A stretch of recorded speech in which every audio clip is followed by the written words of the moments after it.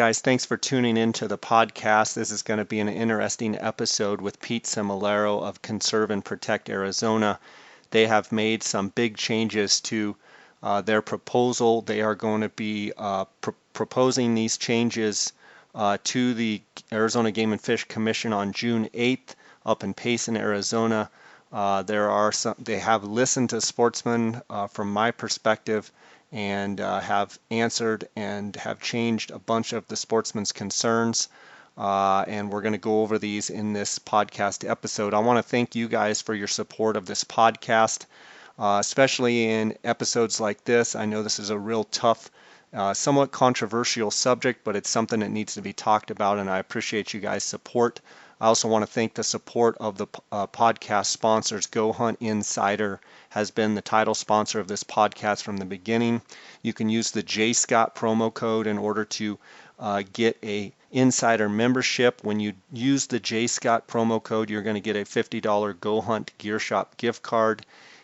Go Hunt Insider is the best resource for Western hunter out there, applying in all the different Western states, and I thank them for their sponsorship. Also, KUIU Ultralight Hunting, that's KUIU.com, KUIU.com. If you want the best ultralight hunting gear on the market today, go visit them, KUIU.com. I appreciate KUIU, Jason Harrison, their support, and also the Outdoorsman's, the Optics Authority, 1-800-291-8065. You use the J Scott promo code, you're going to get a 10% discount there using that promo code. And if you use the J Scott promo code at outdoorsmans.com, you also get the 10% discount. Let's get right to this episode with Pete Cimellaro. If you guys have any questions of me, you can email me at jscottoutdoors@gmail.com.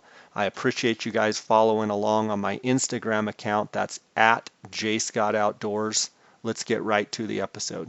Welcome to the J Scott Outdoors podcast. Today we have Pete Cimellaro from Conserve and Protect Arizona on the line. Pete, how you doing? Doing great, Jay. Thanks for having us. Yeah, you have sent me some guidelines, a letter that you guys are going to propose to the Game and Fish Commission this Friday, June 8th.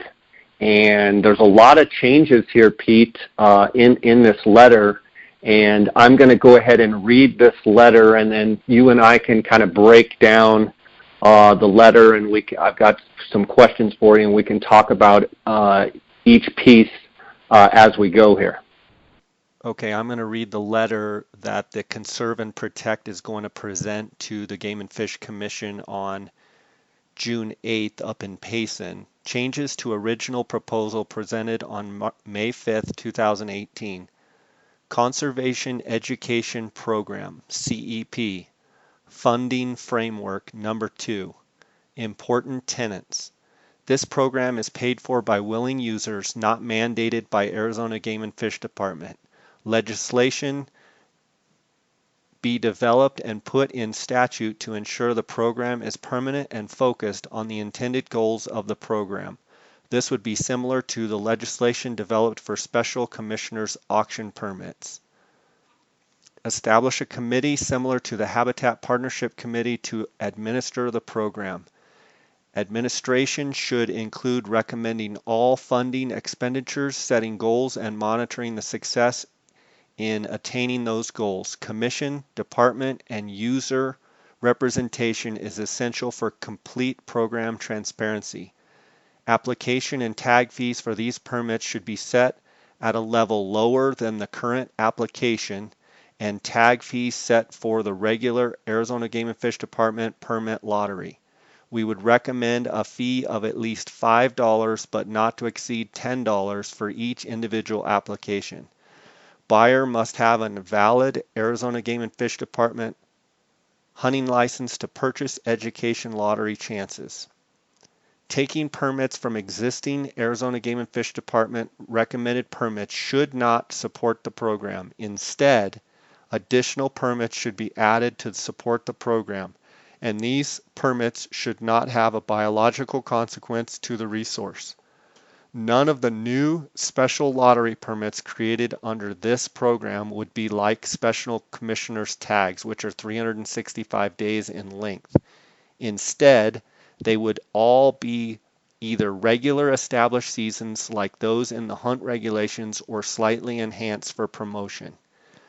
The program should be built on the concept of multiple options for the users in how they engage supporting the conservation education effort. These options should be in a form of lottery, not by creating additional auction permits. The CEP should not impact the current Habitat Partnership Program. Efforts to ensure this will not happen should be utilized to mitigate any issues that may arise. How many permits? Question mark. We are not advocating for a special number at this time. We do want to work with the department and commission to establish that number. One thing we do know is that the number will be far less than 1% of the total number of permits the Arizona Game and Fish Department and Commission currently authorizes in its 3 annual drawings. Lottery funding options. Create a special super tag. These would be few in number, not more than 7 in total. These lottery options would be made available to all of those applying online for the 3 annual regular Arizona Game and Fish Department permit lotteries. At checkout, the applicant would be asked if they would like to purchase a chance for one or more of these special hunts. This option or similar options have been used in other states and are very successful. Partner with the Arizona Big Game Super Raffle. We believe it would be possible to partner with the Arizona Super Big Game Raffle to increase the Arizona Big Game Super Raffle funds and establish a new funding source for the CEP. Where possible, the CEP should coordinate with the Arizona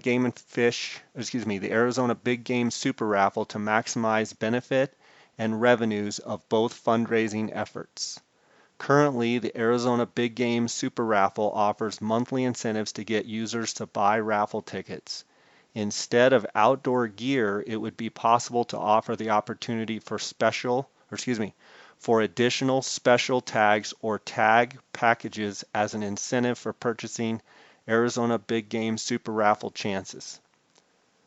Partner with in-state sportsmen's organizations to promote additional raffles. Currently, the special commissioner's tags are given to applicants who qualify for them to promote an auction or raffle. The funds raised go into the Habitat Partnership, the HPC program. We believe it would be possible to do the same thing with special raffle tags. Sportsmen's conservation organizations would be willing to apply for, promote, sell opportunities, and draw winners at their annual fundraisers. These could be individual tags or tag packages. We believe this will also increase the number of organizations involved in conservation, education, fundraising, and reduce competition for the current special commissioners tags. Special event for auction and raffle tags. We would like to suggest that an event be planned and developed to showcase Arizona's conservation education program. This would be held annually, perhaps in conjunction with some other AZGFD event. Existing special commissioners auction permits could be sold, raffle permits could be drawn, and it would provide an opportunity for individual SCOs to come together and partner in support of wildlife conservation. We see this event as an opportunity to showcase what we do as individuals, but more importantly, collectively, it shows how the commission, department, and sportsmen and women work together for the benefit of Arizona's wildlife. Pete, one of the very first things, in this letter, well, let me back up. Can you talk a little bit about the proposal that you guys came up with back, say, in April, and talk a little bit about how getting sportsmen's input into where you're at now? In other words, this thing is morphed over time. Talk a little bit about the progression of that. Yeah, Jay, we started with just a basic concept, something that we could put out to get people involved. Obviously, it stirred things up pretty good. This was the end of March, first part of April. And it got people polarized more than anything else. It was a situation where a lot of folks just don't believe the need exists for this. Others say, yeah, maybe it does. And some of us say, yes, it's essential that it raises some money for education. And so we got into a situation where what we had originally proposed was a series of auction and raffle tags similar to a Utah model. And the one thing that the biggest change to all this is probably the fact that we've dropped any of the auction tags. And from a fundraising perspective, it doesn't make sense. But from a social perspective, it was obvious that the opposition to any kind of an auction tag was very high. And there were some on the commission that really don't like auction tags that well either. So it was a stumbling block that was in the way of the entire program. So we removed that. After a month of trying to discuss it with people, we just took it off the table. We recognize we took off hundreds of thousands of dollars off the table as well, which is, just the way it is. But the reality is the auction tags are gone, and I want to make sure people understand that. All of the other changes are small changes in comparison to that. They deal with little things like limiting the amount of tags, opportunities, or chances that someone could buy. We're all for putting a cap on it in order to make sure somebody couldn't come in and spend, whatever amount of money and try to buy a tag, essentially. We believe that's possible to come up with a number. You don't want to limit yourself to a point where it costs you a lot of money, but you can certainly put a cap on that. So, that's simple. One of the other things we believe is important is that everybody who has a chance to buy these lottery or raffle tags have a existing license. They've already made an investment. It's not somebody that's getting, a free ride. And the details of all this would have to be worked out in any special legislation or rulemaking process. But it's just one of those things that we think makes sense in the whole program. Pete, let me interrupt you for just a second, and we can go through. I kind of want to go through kind of paragraph by paragraph. We'll go through some of this, but maybe for some of those that haven't heard the prior podcast, maybe some of those that are just tuning in, just hearing about this.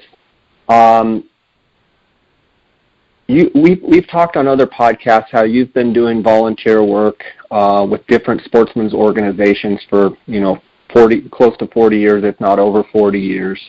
As I've been a resident of Arizona and been going to different sportsmen's groups, banquets, going to several meetings and what have you, you always seem to be right in the middle of things, fighting for sportsmen, and you and several others, have done it for years and years and years.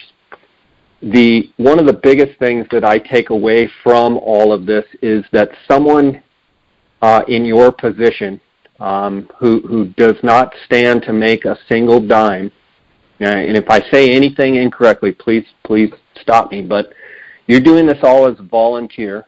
You're not making any money. You're not the CEO or president of any organization that's all of a sudden going to put money in your personal pocket.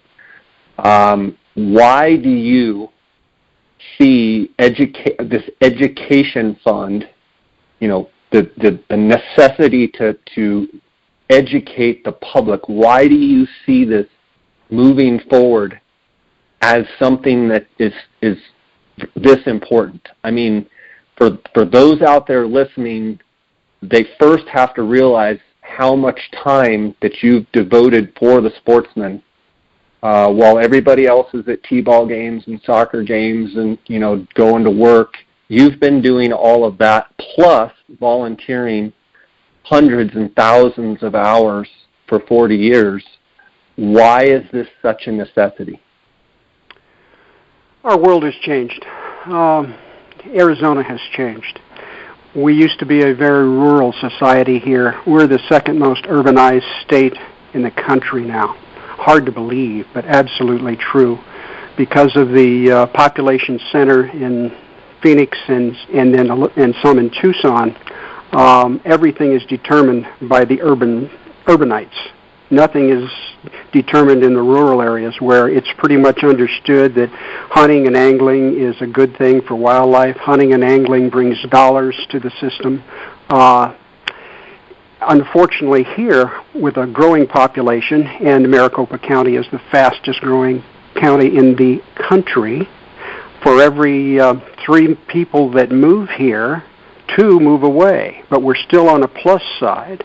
And when you think about that, that is adding thousands and thousands of people to our state each and every month, and then, compiled for an entire year. It's a lot of folks.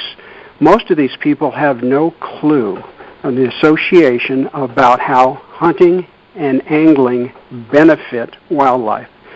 They don't even have a clue what the Arizona Game and Fish Department's role is in wildlife. If you test it with polling, you'll find that it's a big question mark with them. Game and fish and wildlife, I don't know what that means. So that points to us a huge problem. We had the Humane Society come in here last year and basically assert that the department didn't do a good job, that wildcats in Arizona were in peril and they needed to be protected, and they wanted to outlaw the game and fish being able to regulate hunting seasons on those cats, on lions and bobcats. Instant credibility was given to the Humane Society. Why?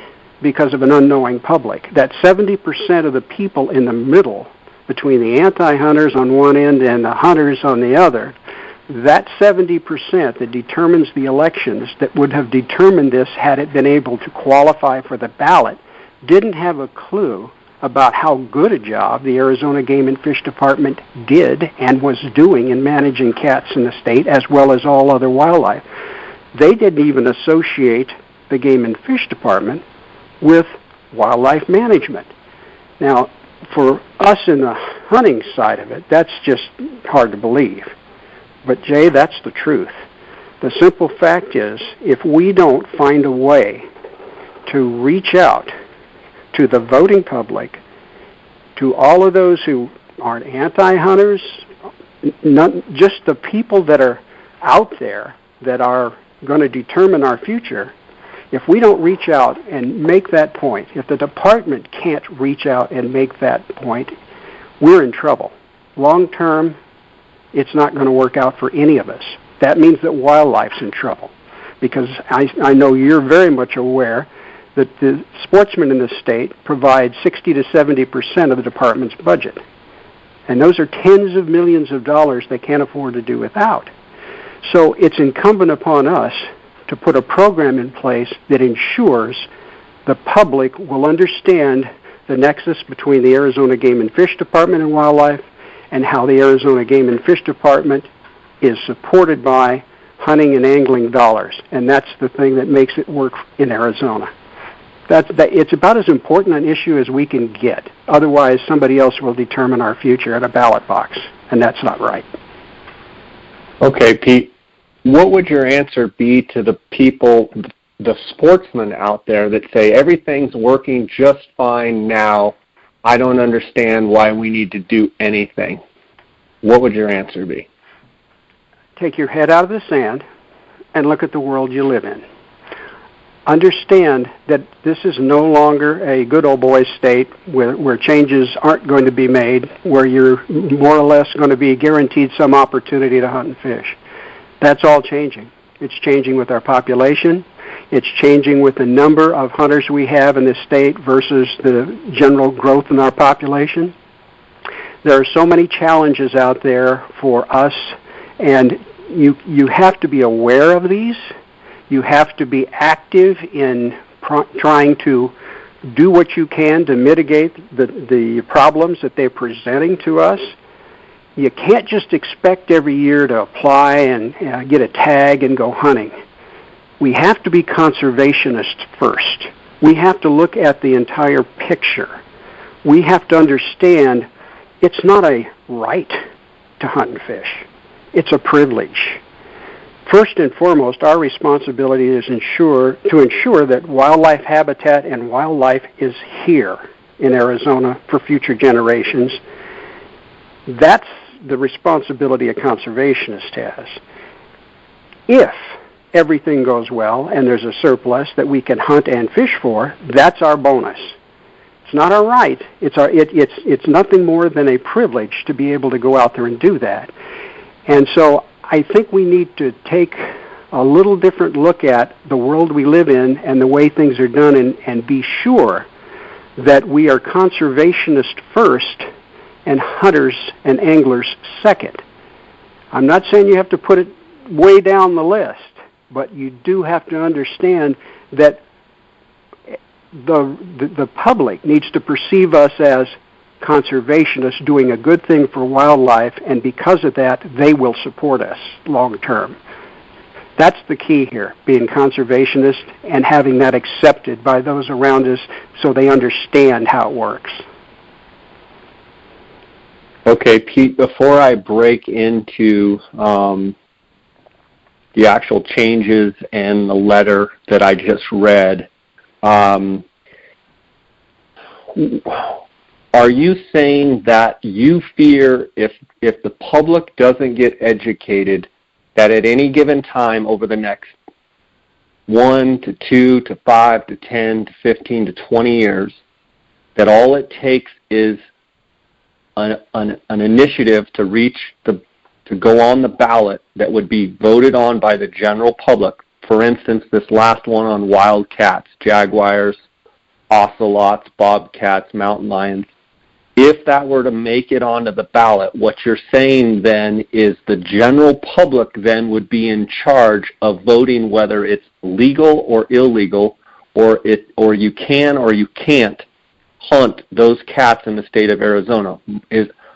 Are you saying that that's what you're fearful of, or that they could put, someone could put on the ballot and it gets on the ballot and it goes to the general public, that they don't think that hunting deer is something that we should be doing? Isn't that exactly what happened in BC with the grizzly bears? I mean, it made it to the voting public, and the voting public, because they're not educated, they literally made grizzly bear hunting in Canada illegal. Yeah, they did in British Columbia. That's exactly what happened. British Columbia, I'm sorry. Right. They did that in California. They took away mountain lions. They did that in Washington. They did that in Oregon. It's happening around us. Arizona was the next big target on the Humane Society of the United States list. They came after us. We got lucky. We had knowledge and the ability to stop them from collecting their signatures, and they tripped all over themselves. They had real problems.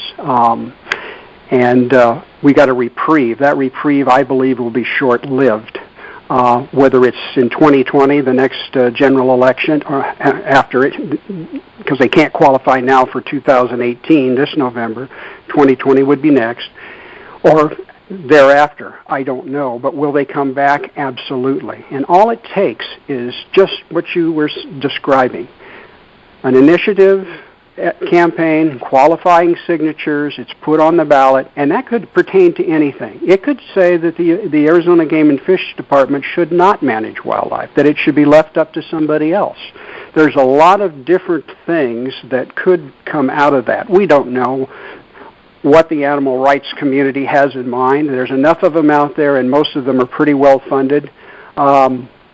It gives them a lot of discretion.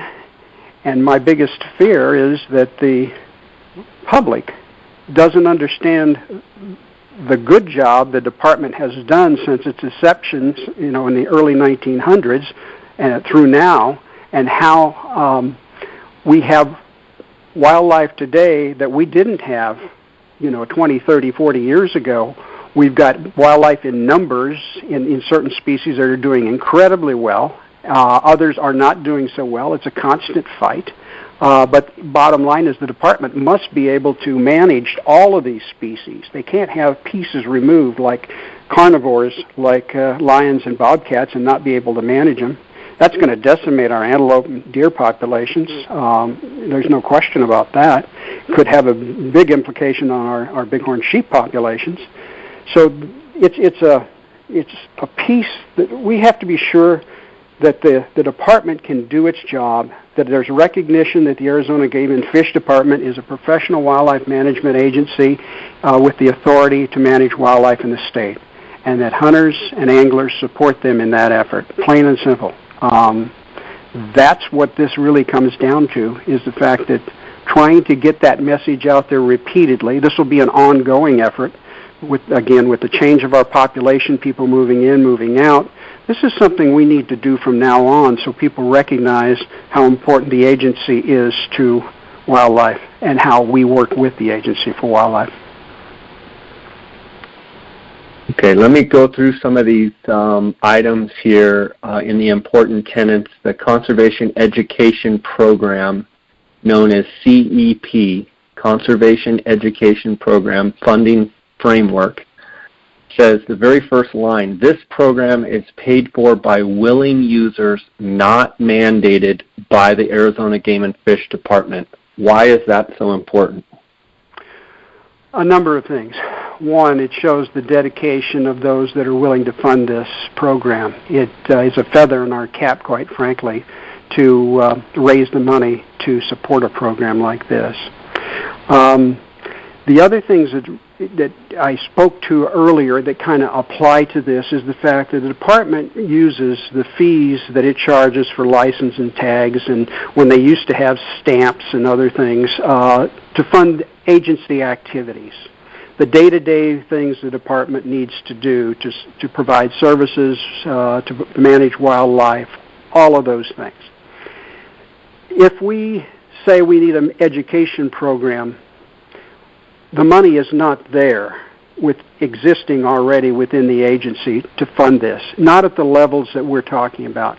We're talking somewhere in the neighborhood of $1 million a year. It could be more. It could be less, but I think when you get down under that $1 million threshold, you begin to realize that it's not the kind of reach you need to and saturation you need to make sure that all the people are hearing the message.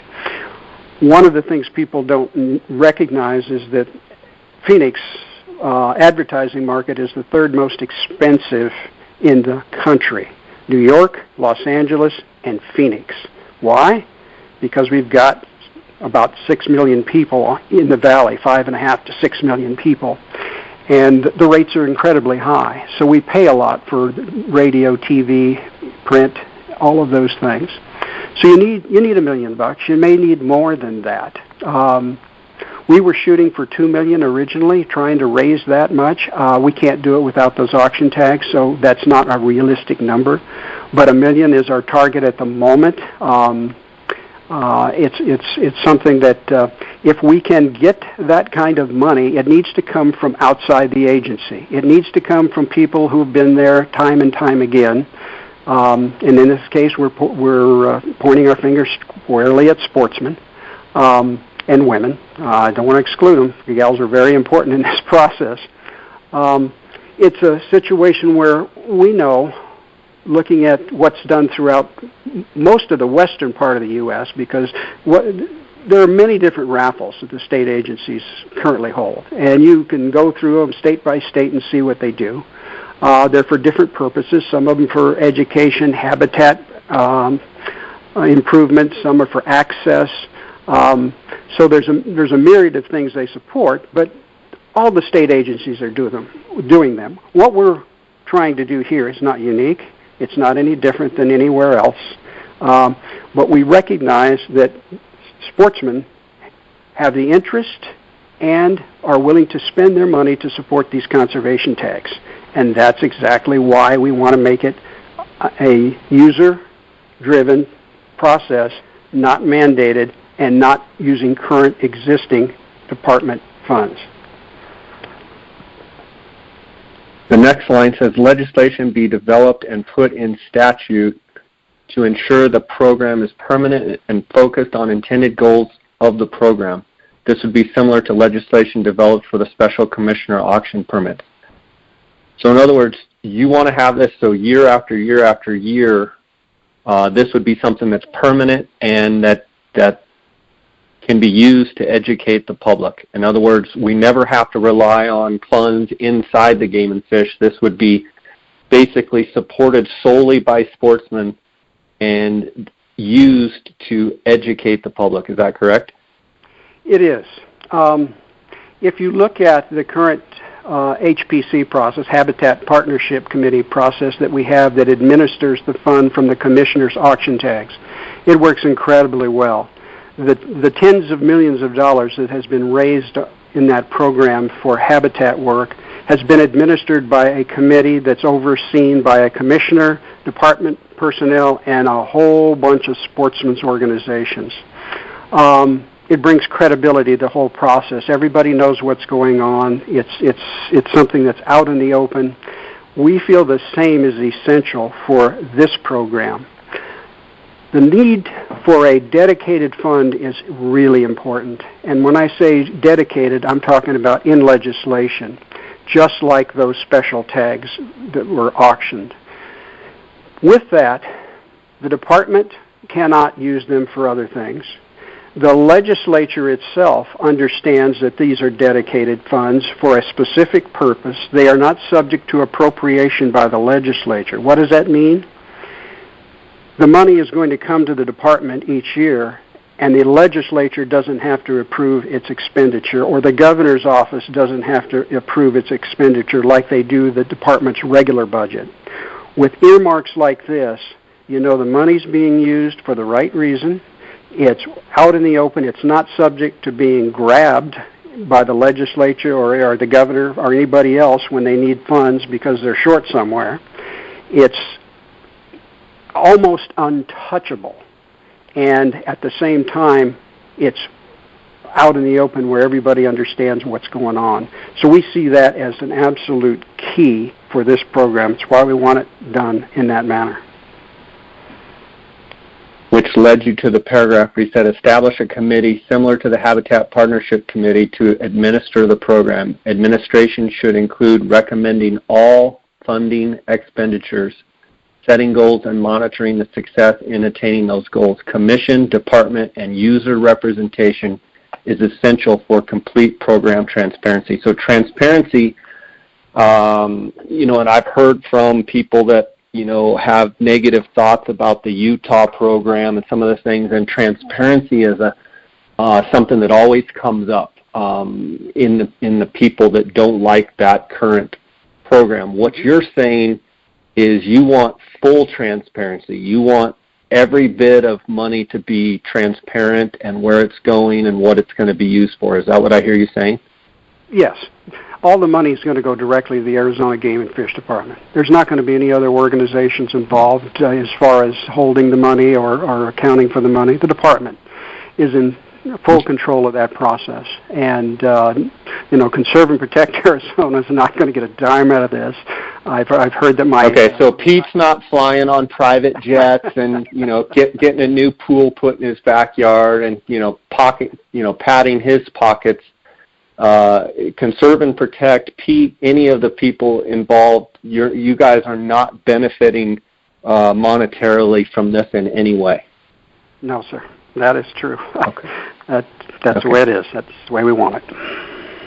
Application and tag fees for these permits should be set at a level lower than the current application and tag fees set for the regular Arizona Game and Fish Department permit lottery. We would recommend a fee of at least $5, but not to exceed $10 for each individual application. Buyer must have a valid Arizona Game and Fish Department hunting license to purchase the education lottery tag chances. When you look at this and you say $5 to $10, from my perspective, if we're trying to raise money for an education fund. Obviously, $5 is half as cheap as $10, but if all of the money is going to education, I mean, why wouldn't we make it $10 and try and raise as much money as we possibly could? I would think in those terms myself, because I think $10 is a bargain. If you look at it right now, you spend $13 every time you apply for a tag. And if you use point guard, which is discretionary obviously, but another $18. But let's use the $13. Right. Then you have to pay for a tag, and then a deer tag. It's $47 now, if I remember right. So what you've invested right there is you've got $60+ invested in the process. We're talking about $5 to $10. We made it very inexpensive. We would like people to have buy multiple chances, because we think that is a key to the program. If you buy a chance, that's one thing for $5 or $10, whatever it might be. But the ultimate thing on this, your odds are probably not going to be real good in some of these, depending how they're packaged and what you're buying. But the reality is you're also spending far, far less than you do when you make a regular application to the department for a tag of any kind. We think that's fair. We think if you got kids, you can spend $5 or $10 for them, or whatever that number may be. What we didn't want to do was set a number and take criticism from people saying it's way too much. So we set it low. We're okay with it. We believe we can build on that and still get to the kind of numbers we're talking about if we do a good job of promoting the raffles. But we set them low so there wouldn't be any criticism about the fee involved. Plain and simple. We tried to make it accessible to everybody. That's why it's down there. I think it's important, too, to note that, the buyer must have a valid Arizona Game and Fish Department license. If you're proposing this is going to be, held up by sportsmen, and sportsmen can be proud that they have generated this money for this education fund, it's obvious that they should be supporting the Game and Fish Department and the state as well by purchasing that license. So I'm glad you guys made that a part of this for sure. Yeah, that was one of the changes. We thought it was absolutely appropriate. Okay. Taking permits from existing AZGFD recommended permits should not support the program. Instead, additional permits should be added to support the program, and these permits should not have biological consequence to the resource. This is the change, Pete. If I'm reading this correctly, you guys are actually talking about adding permits on top of the existing permits. One of the things that people really bent out of shape is that the tags were coming out of the existing permits. But the way I read this is you're talking about additional permits. Yes, you're absolutely right. This is one of the... So that's a big change. It's a significant change. We met with the department and talked to them. And each year when the department goes through its tag recommendations for all the species, and particularly in the units where there are lots of numbers, hundreds of permits, for example, there's always a discretionary amount in those tags. In other words, they could set it here, or they could set it here, or they could set it up here. And all of them are justifiable within the guidelines that they use. Oftentimes the agency uses some of the most conservative guidelines to set those numbers. But what I was assured of, and why we decided that this was a significant change we needed to include, was that for the number of tags we're talking about, and understand that the department gives out in excess of 100,000 tags each year of different species. We're talking about less than a quarter of 1% of all of the tags given out. We're talking about 100, 150, 125, 110. I don't know the number, but it's in that ballpark. It's going to be pretty small no matter what in comparison to the overall number of tags they give out.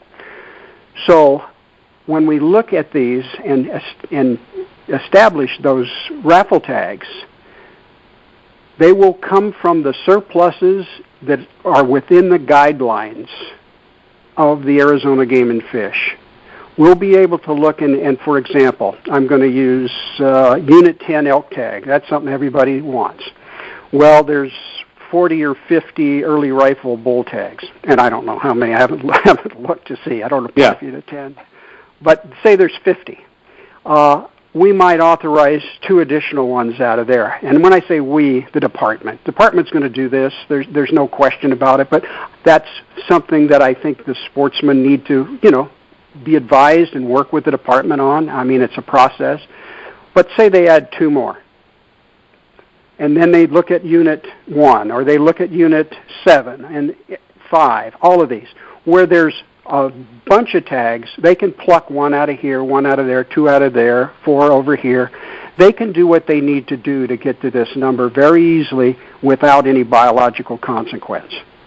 So what they would normally do is set their permit numbers, go through that process, and then there would be another effort on top of that to identify tags in certain units that they could pull into the raffle. So that's the way it was explained to me, and so that's why we made this change, because we do believe it is biologically, it will be inconsequential to the resource, and at the same time produce additional tags more so than they would have had otherwise. So it works, and that's why we're comfortable in saying we're not taking your tag, we're finding extra ones. That's the way we're looking at it. Some may disagree and say every one of those should go in the regular tag lottery. So be it. Difference of opinion for this important issue we're working on. But that was definitely, I'm sure, feedback you got from sportsmen that they were worried that tags are hard enough to get as they are, and you're taking tags out of the public drawing. Now, with the big change that you guys have made, you're saying that the WMs and the Arizona Game and Fish Department across the board, the biologists and the trained professionals, are going to look at each unit keeping in mind what you're proposing is that they're going to keep in mind the general tag allocations, and then also keep in mind potential tag allocations for this education program. And in combined efforts, when they combine those numbers, they're still within their guidelines of where they should be, so it doesn't affect the animals of the state of Arizona. That's it. That's pretty much it, Jay. Okay. Yes.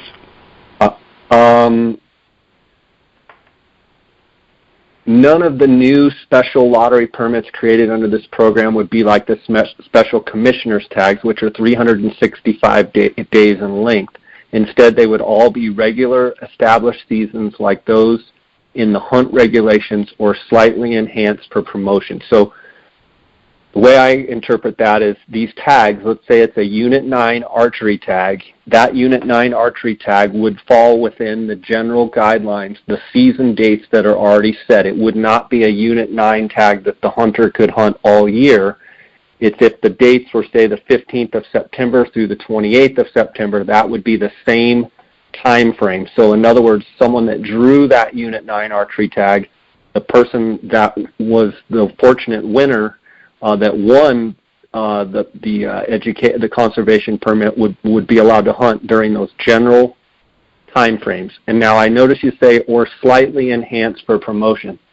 What I get out of that in reading that is you may make a few different animals, or may make a few hunt, say a Unit 9 or a Unit 10. Maybe you give them an extra week on the back end, or maybe it's an early rifle tag and you give them, 5 extra days or 10 extra days. Or is that what I'm getting out of that? Yes, that's exactly it. With removing all of the additional auction tags, taking that off the table, what we wanted to do was try to create an incentive for people to want to have these conservation education tags. We believe that by tweaking the season dates a little, you can accommodate that. We're not talking, you described it very well, maybe a week here, 5 days there. something like that's exactly what we're talking about. It wouldn't be something that's 3 months long or a month long or the rest of that. No, but that there would be an incentive for somebody to try to get one of those tags. And if it was an extra week for the archery season or even for the rifle season, that doesn't generate much heartache from most of the folks we talked with. They said, yeah, that's reasonable. So that's what it is. It's just a mark. We think we're kind of already tying one hand behind our back on some of these marketing things, which is okay. We understand that. But we also have to be aware that our intent here is to raise enough money to make sure that we can get the funds necessary for this program. And so giving us that little bit to set some additional few extra days, that could be important in trying to raise extra money. The program should be built on a concept of multiple options for the users and how they engage supporting the conservation education effort. These options should be in the form of a lottery, not by creating additional auction permits. When you talk about multiple options for the users, what do you mean exactly? Well, I'll give you an example. New Mexico just created their lieutenant governor's tags. They're different tags for raffle and auction. Montana has what they call their super tag. I've applied up there ever since they've had a drawing for sheep. And I have all the bonus points, maximum bonus points for sheep in Montana, which means I'll probably never draw. But the reality is they also then created, on top of the regular sheep tag that I could apply for, they give you what they call a super tag. And that's a tag that's available in multiple units in a different area, etc. They have one of them for sheep, one for moose, one for bear, one for elk. That's the way it's set up there. But it gives you an opportunity for one of these longer season tags, not a 365-day season. It's not what we're advocating. But here we're saying maybe you get a month-long season to hunt elk someplace, that kind of thing. That's a super tag. There's one of them. One of the things about marketing that works very well and is being offered by many of the western states is when you go through and you fill out your applications online and then you get to the end of it, they say, hey, and by the way, since you've applied for this, would you like one of these? It's a marketing opportunity. You've already got them committed. They've done it. Their credit card is going to be inserted and they're going to, make a payment, and you can have one more. Another $12 or something. You betcha. Hey, It's all about the sales, and that is important. So we want to create a super tag, one of each species. That's all. It would come out of this allotment, but there would be one that people could have an opportunity to buy as they're checking out at the lottery. That's an example. The other thing that we were looking at, and this is all discussion. I want to emphasize that there's nothing final in any of this. I don't want people to say this is what they're doing. This is what we're proposing.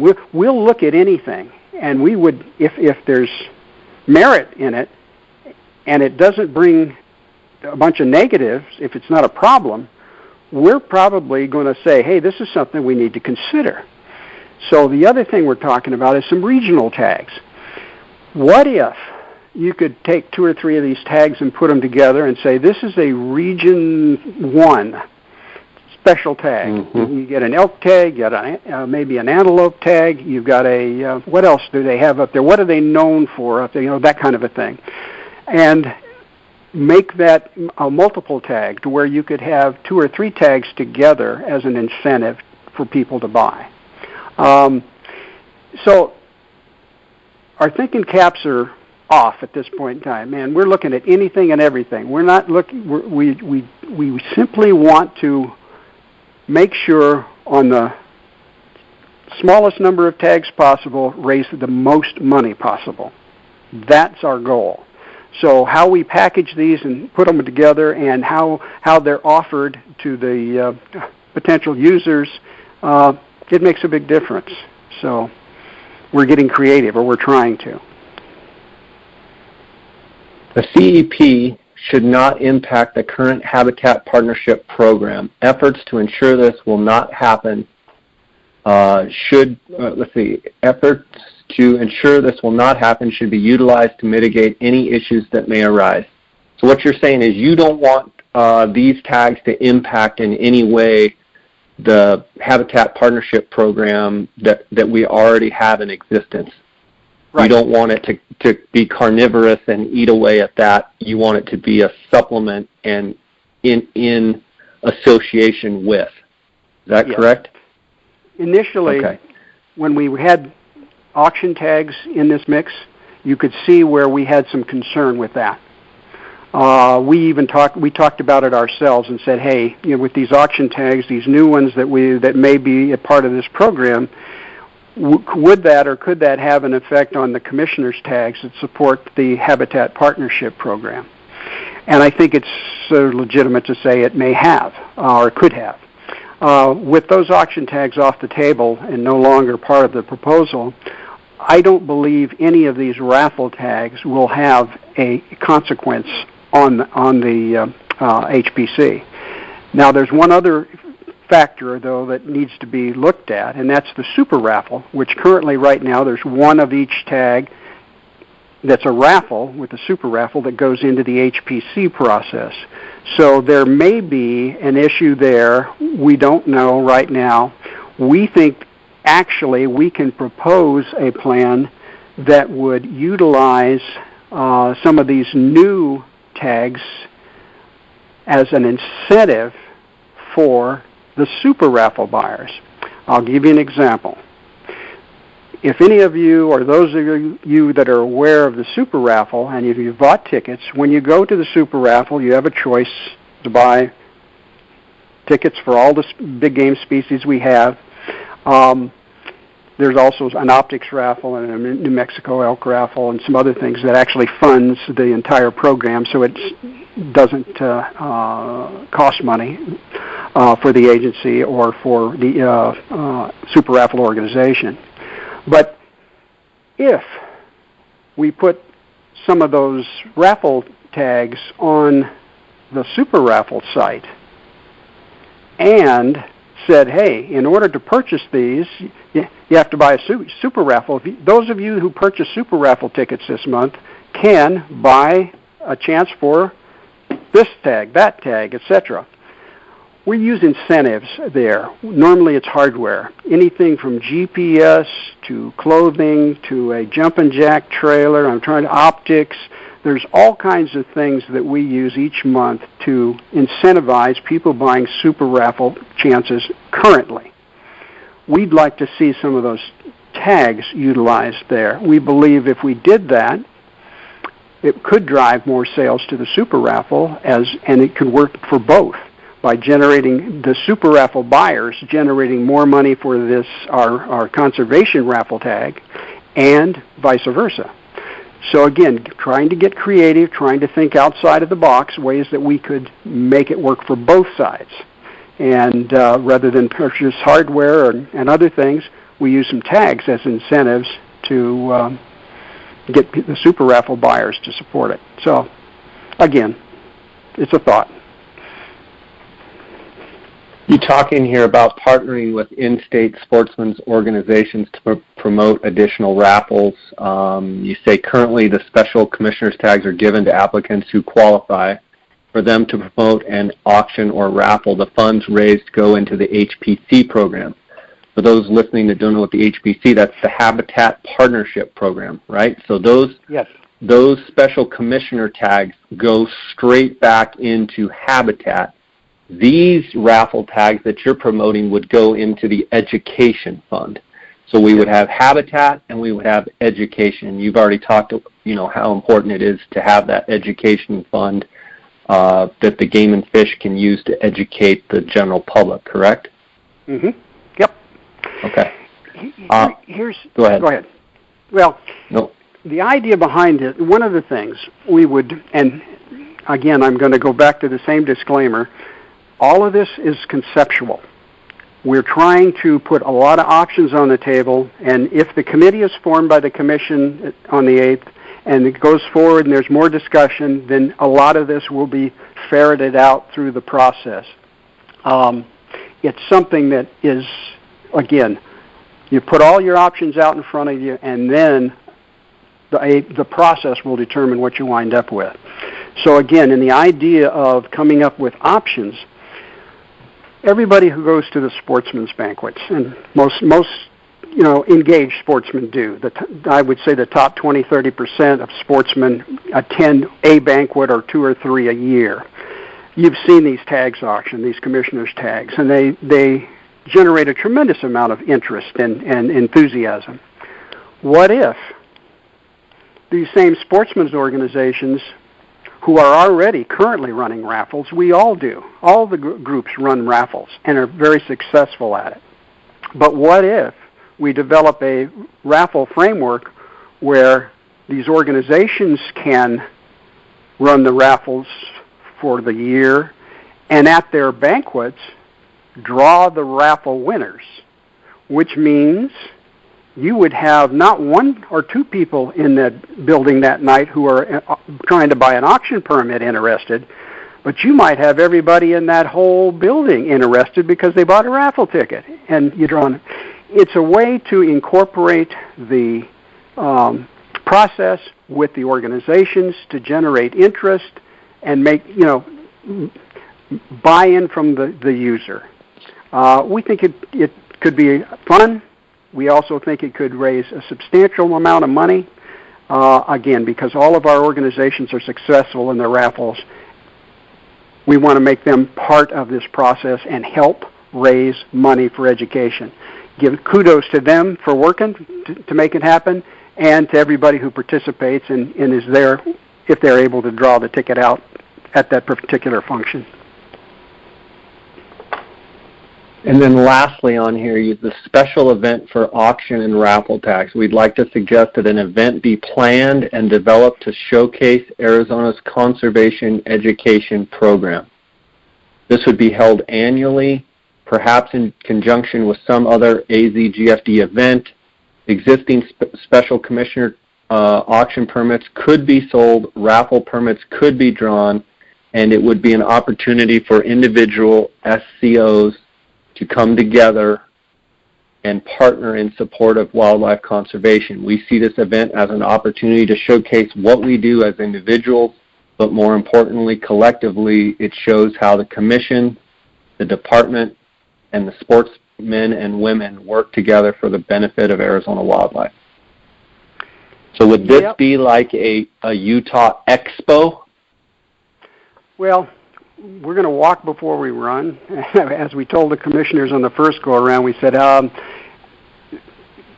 we're not advocating for another expo like that. Could it be someday that's where we wind up? Maybe. That expo generates a lot of money for Utah, the state's wildlife agency, the Mule Deer Foundation, Sportsmen for Fish and Wildlife. It generates lots of bucks. And it may be something that it could evolve into. Right now, our perspective is a lot smaller, but nonetheless very important. Currently, all of the sportsman conservation organizations that have the special tags have a fundraiser. Your attendees come, you sell tickets to them, they come, they support the organization, they draw a raffle permit perhaps, or whatever you have there. They buy an auction permit if you have one of those. What we're advocating is a place for all of us to come together. We tend to push ourselves apart. And this is not a condemnation of what we do, because I think the world of all the conservation organizations and the work that they do, but it tends to label us and tends to make us work within a particular framework. We work for the Deer Association. We work for the Elk Society. We work for the Sheep Society, the Bow Hunters. You understand what I'm saying. Yeah. What I would like to see is something that promotes all of us working together for the same event in conjunction with the department and commission. Showcase what the department's doing. The commission may want to announce their commission awards. There could be a number of things. But you have all of these organizations under one roof at one big event. You have opportunity for the public to come, meet all these different groups in one place. We need to find a way for all of us to work together rather than working to maintain a particular label. We need to be conservationists. We need to be sportsmen and women conservationists, and all working together and appreciate what everybody does. So we're advocating that we develop something that offers that. And the tags could be part of it, both the auction tags and the raffle tags and other things. It shouldn't be limited to that. But, yeah, we're trying to bring people together because we think that's incredibly important. This thing's, there's a lot of changes here, Pete. In talking with people that, that you've been talking with over the last month or so, couple months, the changes that have been made, the big one, obviously, no auction tags, raffle only. The other real big change is not taking tags out of the general fund. In other words, there are additional tags on top of. With those two changes right there, from the people that, the comments that you guys have gotten and the people that you've talked to, do you feel like the sportsmen, there'll be a lot more sportsmen that are supporting of this idea and this concept with those changes? Yes, we definitely do. We're getting positive feedback. There's still people that say, hey, we don't need this. And pardon me if I'm going to classify those as uneducated at this point in time. We need them desperately. There's no question about we need to do something. For the department to be able to do its job and for us to be able to support them and then hunt and fish ourselves, we need this desperately. And so we're getting a lot of positive comments. And so we can see, as we have twisted this thing and tweaked it as we went along and tried to make it, improve it, make it better, responding to what we're hearing, yes, we're getting support, Jay, and it's been excellent. We've appreciated it. Your willingness to help us get these out on the podcast has proven very, very good. It's the best way to get the word out. There are some that are still just going to condemn whatever it is we try to do. We recognize that, and there's certain websites and other things that seem to promote that. It's unfortunate. People need to be aware and need to be educated about where we're at, what we're doing, and why, what the scenario is that makes this so essential. And we really appreciate the fact that you have helped us get that word out. It's made it a lot easier for us to explain to people what it is we're doing and do so in what we think is a very accurate manner. We know what our intentions are, that's for sure. Somebody may interpret them in an entirely different way, but the reality is we're at least getting the word out the way we envision it, and that's really been important. What's your next step from here, Pete? Well, June 8th, commission meeting in Payson. That's where the commission will entertain going forward with some kind of an education program. And when I say education program, I don't know what that's going to be. Right now, the commission, I think, is still formulating where it's at in this thing. All 5 commissioners are looking at this. I think all 5 recognize that there's a need for it. The question is, what will it be? So we're going to go to that meeting and participate, answer questions, do whatever we can to ensure that there's another step in this process down the road. And as we look forward over the next 6 months, if the commission decides on the 8th that they want to go forward with an education program, then we expect a committee to be formed. And I can't even tell you what that would look like at this particular point in time. I don't believe there's any kind of a template that's been floated out there by the commissioner, department, or anybody. So But if this committee is formed, then those stakeholders need to meet in short order, because if you're going to implement something like we're suggesting, or anything else for that matter that involves legislation or a change in rules and regulations, you're going to have to get it done soon, because you have to have things ready to go by the end of the year. The legislative session starts the 1st of January, so your target for any legislation that needs to be drafted needs to be ready to go by then. So there's a lot of moving pieces between now and then that have to take place. And if we miss that window and we're not ready to go forward in 2019, then that puts us into 2020, which is the next general election, and that is way too late, because we may be facing at that time another HSUS or other issue from somebody else. We don't know. But I guess what I'm saying is we can't wait any longer. We should have done this many years ago. We see the value in getting it done, but we also understand that we really need to do it soon, not lose that opportunity. Well, Pete, it's going to be real interesting. Friday, the commission meeting is going to be a interesting one for sure, and I applaud you and some of your constituents in your efforts to try and get this proposal. I applaud you guys for taking a lot of the sportsmen's comments and talking and communicating with as many people as you had, and taking their thoughts and some of the major things that they had problems with, and I commend you guys for